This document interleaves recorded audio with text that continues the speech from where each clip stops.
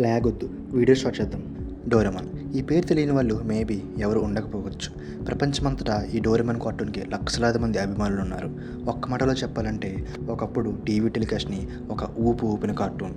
Present ఉన్న కార్టూన్స్తో కనుక మనం డోరేమాన్ని పోల్చాలి అంటే ఇప్పుడున్న కార్టూన్స్ అసలు డోరేమాన్ దరిదాపుల్లో కూడా రాలు.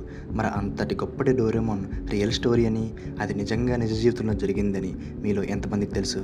అవును, డోరేమాన్ రియల్ లైఫ్లో నిజంగా జరిగింది.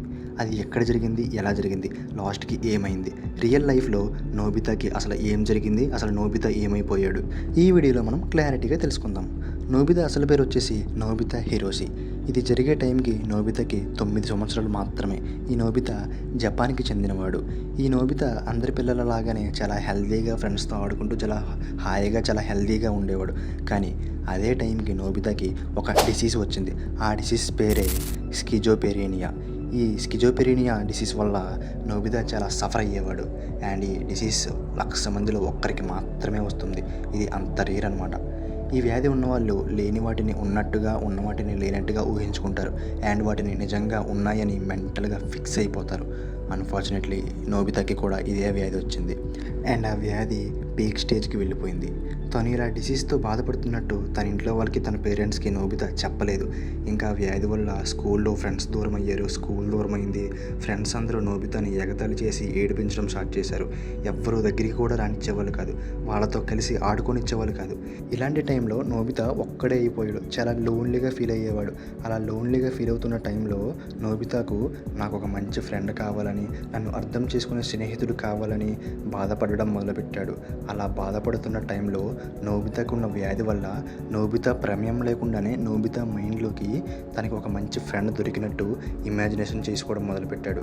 అలా కొన్ని రోజులు తనకి మంచి ఫ్రెండ్ దొరికినట్టు ఇమాజినేషన్ చేసుకున్న తర్వాత కొన్ని రోజులకే అది ఇమాజినేషన్ కాదు, నిజమని నమ్మడం స్టార్ట్ చేశాడు. అండ్ అది నిజమని మెంటల్గా ఫిక్స్ అయిపోయాడు. అండ్ ఇమాజినేషన్ చేసుకున్న ఫ్రెండ్ ఎవరో కాదు, అదే మన డోరేమాన్. అసలు ఈ డోరేమాన్ ఎవరంటే, నోబితా ఇంట్లో ఒక బొమ్మ ఉండేది. ఆ బొమ్మే ఈ డోరేమాన్. ఆ డోరేమాన్ బొమ్మే ప్రాణం పోసుకొని బతికినట్లు, నోబితాకి ఏం కావాలన్నా ఆ డోరేమాన్ గ్యాడ్జెట్స్ రూపంలో నోబితాకి ఇచ్చేవాడంట. అండ్ నోబితాకి తోడుగా ఉంటూ తన అవసరాలు అన్నీ తీర్చేవాడంట. కానీ ఇదంతా గమనించిన నోబితా వాళ్ళ పేరెంట్స్ నోబితాకి ఇదంతా నిజం కాదని, జస్ట్ నీ ఇమాజినేషనే అని వాళ్ళు ఎంత చెప్పినా సరే నోబితా నమ్మేవాడు కాదంట.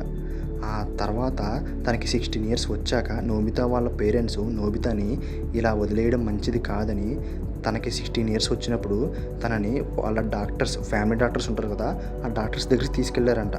అండ్ ఆ డాక్టర్స్ అప్పుడు నోబితాని టెస్ట్ చేసి తనకి ట్రీట్మెంట్ చేసి చెప్పారంట, నీ డోరేమాన్ స్నేహితుడు అనేవాడు నీ నిజ జీవితంలో లేడు, అది నీ జస్ట్ నీ ఇమాజినేషన్ మాత్రమే, అది నిజం కాదు అని నోబితాకి అర్థమయ్యేలా చెప్పారంట.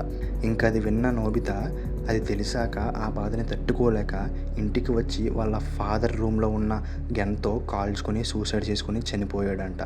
చూసారా, మనం చిన్నప్పుడు ఎంతో ఆనందంగా చూసే డోరేమాన్ కార్టూన్ వెనకాల ఇంత బాధాకరమైన స్టోరీ ఉంది.